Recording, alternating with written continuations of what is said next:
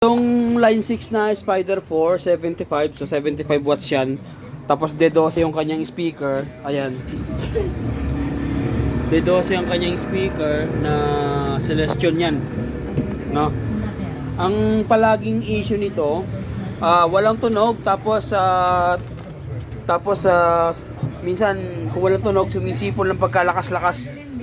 Kahit minsan palitan mo yung kanyang IC na TDA 7293, ganun pa rin na nangyayari. So ito yung kanyang amplifier module, no?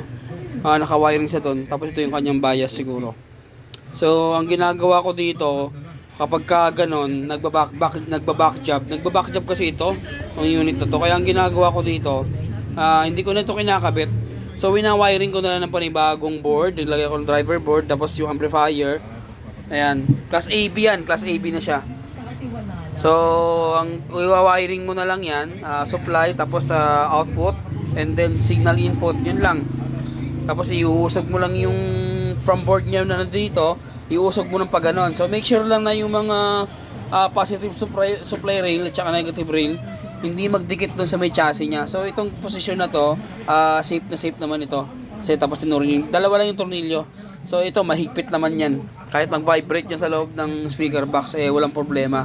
Tapos tinurnilyo ko lang ng ganyan, tapos nilagyan ko siya dito ng isang mounting ditong bolt para hindi siya gumalaw, no? So ang tunog nito ay malakas, 100 watts siya, no? Although 75 na nakalagay dito, pero 100 watts yan yung amp na nilagay natin. So okay na okay to. Pagka ganito ang kinabit, less back job na to. Tatagal na to siya. Yun lang mga lods. Pa-like and share na lang sa mga bagong subscriber natin. Ingat!